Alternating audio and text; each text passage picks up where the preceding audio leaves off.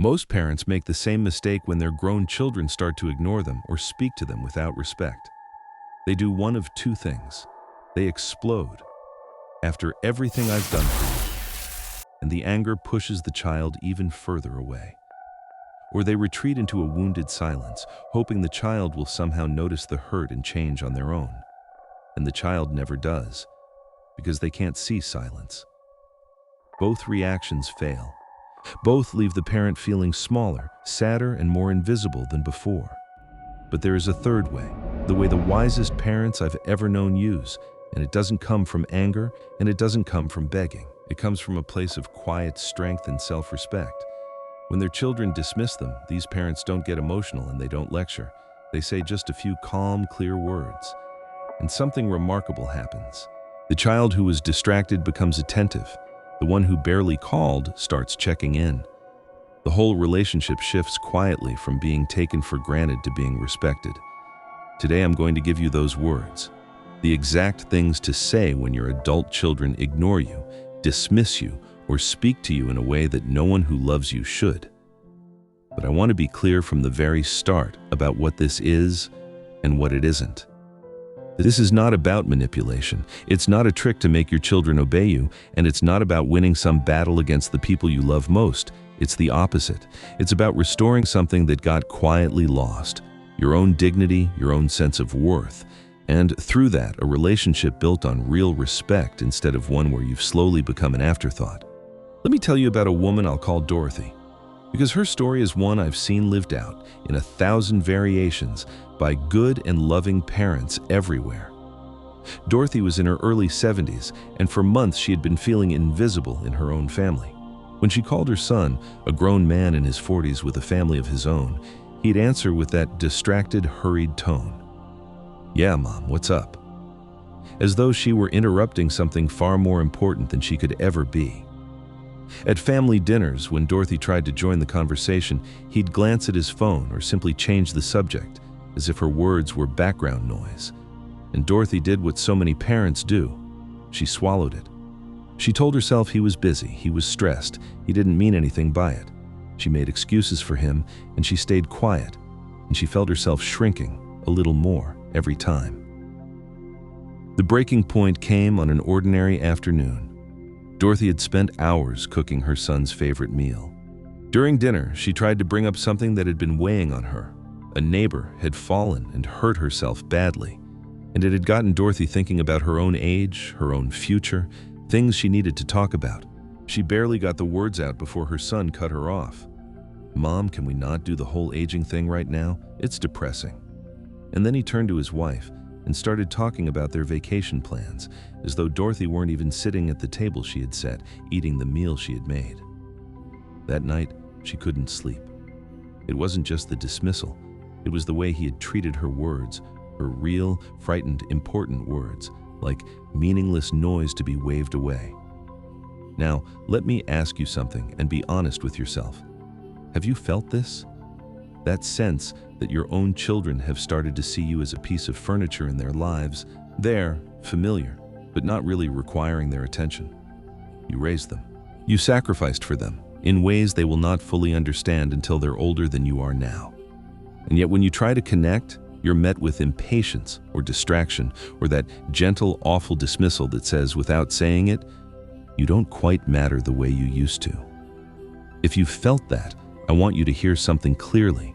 You are not being too sensitive, and you are not imagining it. But I also want you to hear the thing that most parents never understand, the thing that is actually the key to changing all of it. Here it is. Your children are, most likely, not trying to hurt you.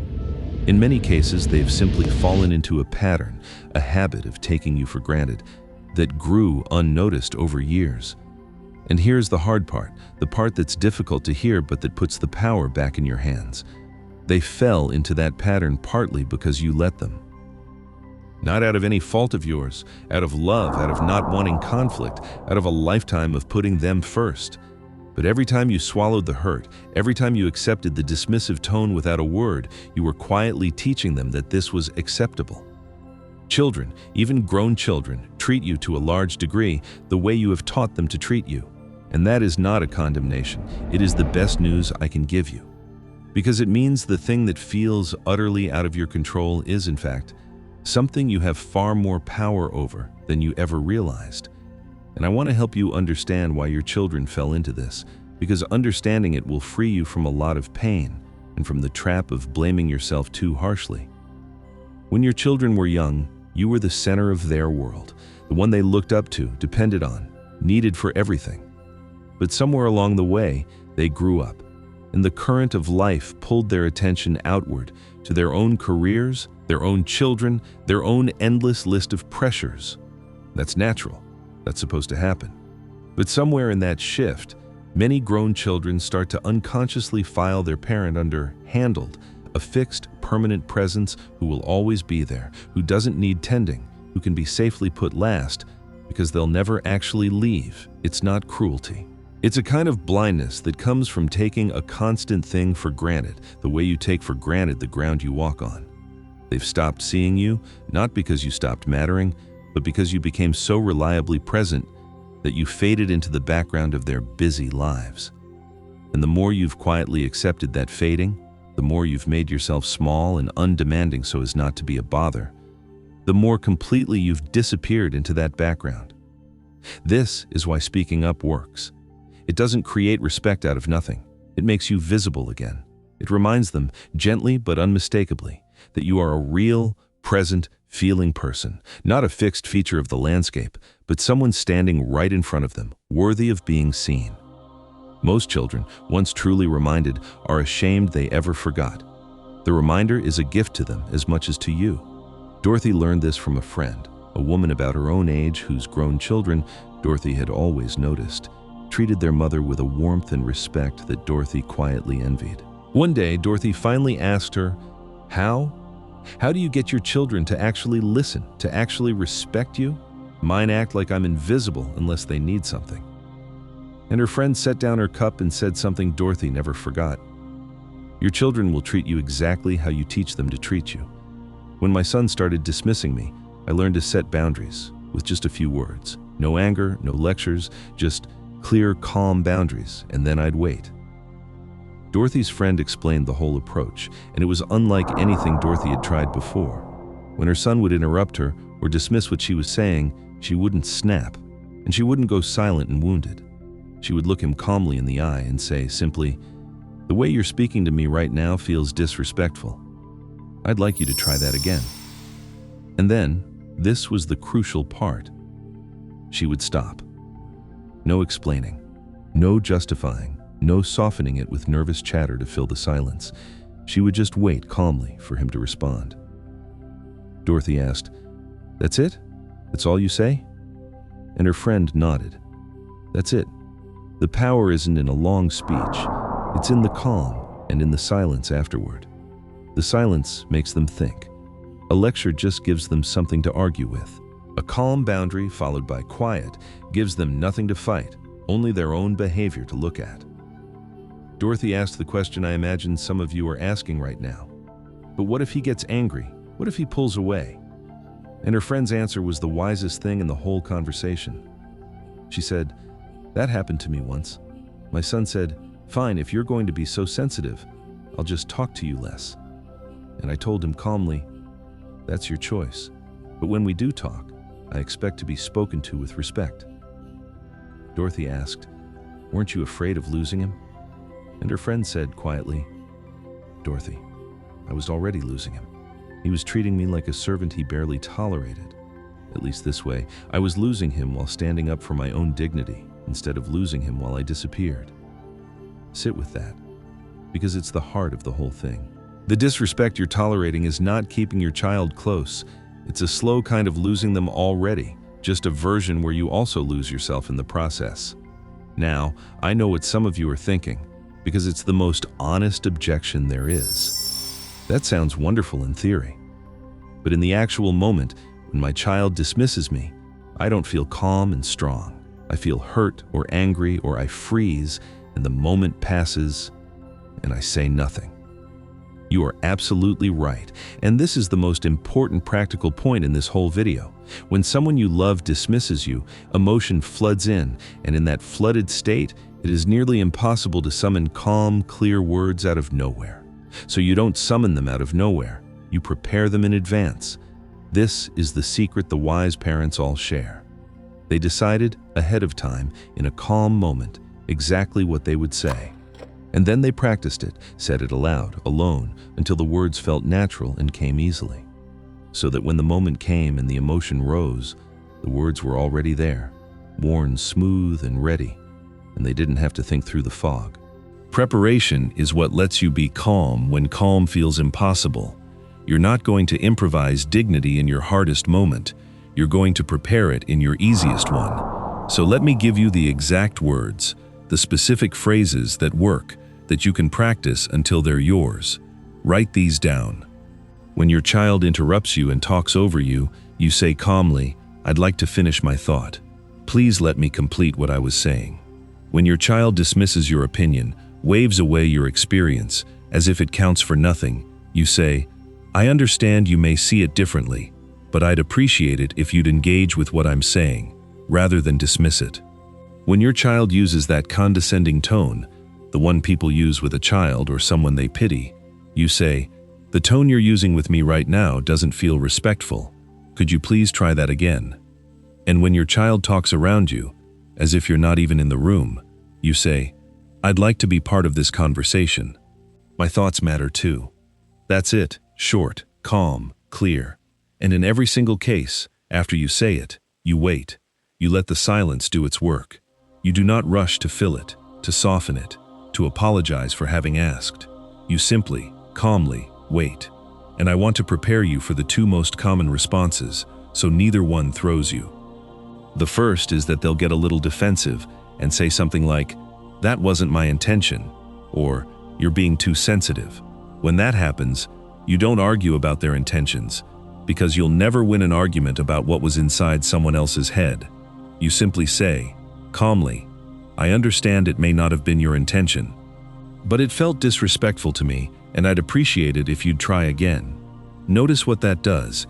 It grants them their good intention and holds the boundary anyway. Intention and effect are two different things, and you're allowed to respond to the effect. The second common response is silence, a pause, while they absorb the fact that you've changed. Do not be afraid of that silence, and above all, do not rush to fill it. That silence is where the real work happens. It's the sound of your child recalibrating, realizing that the old pattern no longer works. If you jump in to soften it, "Oh, I didn't mean to make a big deal of it. Forget I said anything." You undo everything in an instant. You teach them the boundary wasn't real. So say your calm words, and then let the silence sit, however uncomfortable it feels.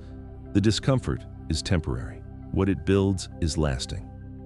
There's one more phrase worth having ready for the moment a child says the thing that scares parents most. "Fine. If you're going to be like this, I'll just talk to you less." It sounds like a threat, and it lands on the deepest fear you have, losing them. But here's how you answer it, calmly. "That would make me sad because I love you and I want you in my life. But when we do talk, I need it to be with respect. That part isn't going to change. You've just refused to be blackmailed out of your own dignity, and you've done it while affirming your love.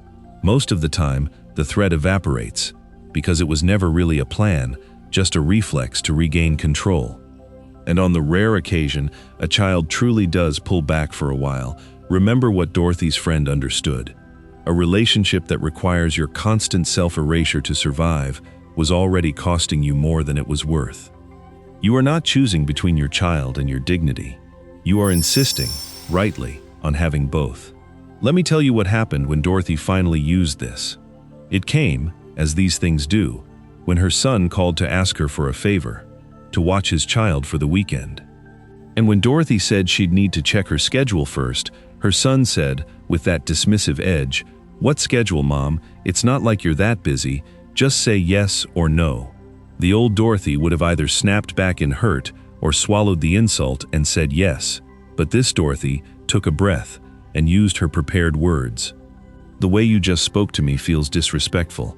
I'd like you to try that again." And then she waited. There was a long silence. Her son, caught completely off guard, said, "What do you mean?" And Dorothy, calm, said, "You dismissed my time, as if it doesn't matter. I'd like you to ask me again, respectfully." Her heart was pounding. She told her friend later she thought it might come out of her chest. But she waited, and after a moment her son said, in a completely different voice, "Okay, Mom, I'm sorry. Would you be able to watch her this weekend? I know you might have plans." Dorothy said she felt something she hadn't felt in years. Respected. She thanked him, told him she'd check and call back, and when she hung up, she cried. Not from hurt this time, but from relief. She had stood up for herself without attacking him, without a single lecture, and it had worked. Now, I want to be honest with you, because this is not a magic spell, and I won't pretend it is. It doesn't always work the first time, and it doesn't always work perfectly. Some children, at first, get defensive. Some test you to see if the boundary is real. This is normal, and it's actually part of how it works.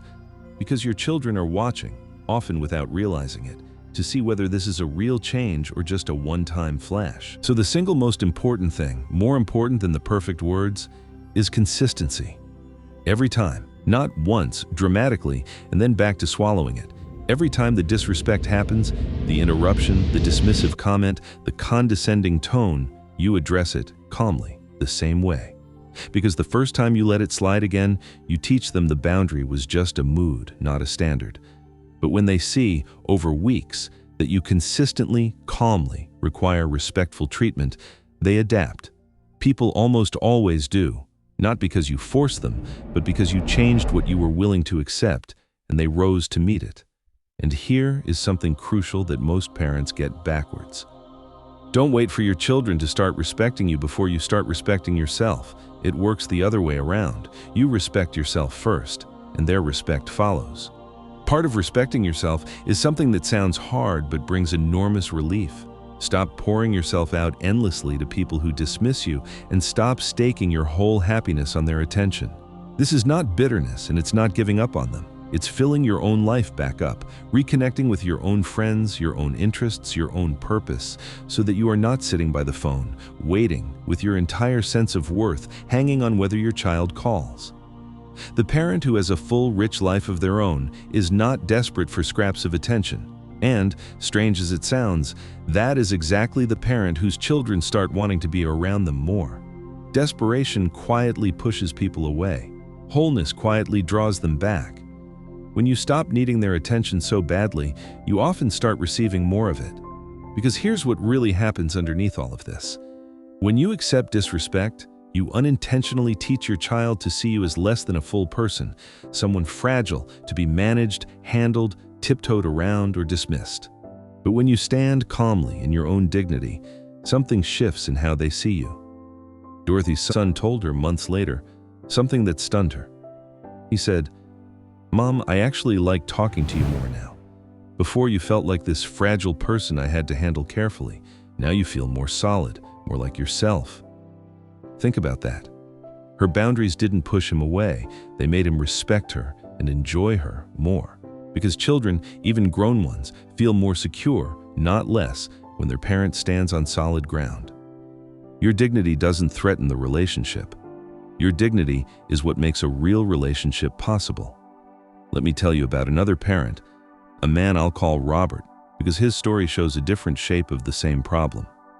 Robert was in his late 60s, and he had a daughter who called him for exactly one reason: when she needed money. When she needed help, she was warm, chatty, patient, full of questions about how he was doing. But when Robert called her simply to talk, to hear her voice, to feel connected to his own child, she was rushed, distracted, always on her way to something more important. He had become, in his own daughter's life, a resource to be drawn on, not a person to be loved. And Robert had accepted it, the way we accept the slow things, telling himself that at least she called at all. But it was quietly breaking his heart, this feeling of being valued only for what he could give. So Robert, like Dorothy, learned to speak up, not with anger, but with calm, clear honesty. The next time his daughter called in her warm voice, needing something, and he noticed the contrast, he said gently, "Lisa, I've noticed that you have plenty of time to talk when you need something from me. But when I call just to connect, you always seem rushed. That doesn't feel balanced to me, and it hurts a little. No accusation, no guilt trip, no after all I've done. Just the truth, spoken calmly, and then the silence. And that one honest sentence did something 100 swallowed hurts never could. It made the pattern visible to both of them. His daughter, who had genuinely never noticed what she was doing, was quiet and then apologetic. And over the following months, something shifted. She started calling just to talk. Their relationship slowly changed from transactional to genuine, from a father being used to a father being loved, all because he found the courage to name, calmly, what had been true for years. The naming is what breaks the spell. As long as the pattern stays unspoken, it continues. The moment you speak it, plainly and without venom, it can finally begin to change. Now, before I give you that final, deepest truth, let me give you something practical, a simple way to begin, so this doesn't stay just a nice idea. Think of it as 4 gentle weeks. In the first week, don't change anything, just notice. Pay attention to when and how your children speak dismissively, and quietly note it to yourself without reacting. Just see the pattern clearly. In the second week, choose your words. Take the phrases I gave you, pick the ones that fit your situation, write them down, and practice them aloud when you're alone, until they feel natural in your own mouth. In the third week, begin using them, calmly, in the real moments, one at a time, and then waiting. And in the fourth week and beyond, stay consistent. Keep meeting disrespect with the same calm boundary every time until the new pattern simply becomes how things are. That's it. 4 weeks to begin changing a dynamic that may have been building for years, not through conflict, through calm, repeated, self-respecting clarity. And now, the deepest truth, the one I promised, the one that has nothing to do with your children at all. Here it is. Respect is not something you have to earn from your children by being useful enough, agreeable enough, undemanding enough. It is not something you beg for or perform for or shrink yourself to deserve. It is something you require, quietly, without apology, simply because you are a human being with dignity and because you are their parent, and because a life of love and sacrifice does not end with a person accepting crumbs from the very people they gave everything to. The whole shift, the thing that changes everything, is not a technique. It's a decision you make inside yourself before you ever say a word to anyone. The decision that you are still a whole person, worthy of respect, and that you will no longer participate in your own diminishment. Your children can feel that decision the moment you make it, long before you find the perfect words. Everything else, the phrases, the boundaries, the calm, all of it flows from that one inner choice. You are not asking permission to matter. You already matter. You are simply, finally, going to act like it. Because here's what I've seen again and again. The parent who makes that decision doesn't just change how their children treat them. They get themselves back. Dorothy told her friend near the end, "I feel like I found myself again. For years I was shrinking to avoid conflict, making myself smaller and smaller. Now I feel like a whole person again." And that, not the improved phone calls, not the son's apology, wonderful as those were, that was the real transformation. She stopped disappearing. She came back to life, in her own eyes first, and then in everyone else's. If this reached something in you today, I'd be grateful if you'd subscribe, so these conversations can keep finding you. And if you know another parent who has been quietly shrinking, quietly accepting less than they deserve from the children they love, please share this with them. It might be the thing that reminds them they are still a whole person, worthy of respect. And in the comments, I'd love to hear from you. Have you felt this in your own family, and are you ready to stand calmly in your own dignity? You are so much less alone in this than you feel. One gentle note before I go. Every family is different, and these words are meant for the ordinary drift of being taken for granted, not for situations involving real abuse or genuine danger, or the kind of deep family rupture that needs more than a video can offer. If your situation is serious or painful in ways that go beyond what I've described, please reach out to a counselor or a family therapist who can walk with you through it properly. What I've offered here is a way to reclaim your dignity in the everyday. For the deeper wounds, you deserve real support, and there's no weakness in seeking it. So here's what I'll leave you with. You spent a lifetime giving to your children. You do not now owe them your own disappearance. You are allowed to require respect. You are allowed to take up space. You are allowed to be a whole person with a voice that matters right up until your very last day. So don't wait, hoping they'll notice on their own. Decide today that you are worthy of respect, and then stand calmly in that truth. Your children will very likely rise to meet you there. But even if it takes time, you will have already gained the most important thing of all, yourself back. And that is something no one can ever dismiss again. And let me say one last thing directly to you, because I think you need to hear it plainly.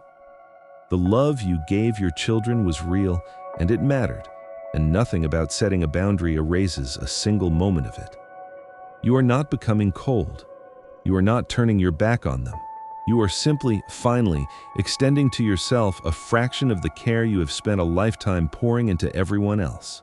That is not selfish. It is overdue. The parent who respects themselves teaches their children the most valuable lesson of all, how a person of dignity expects to be treated.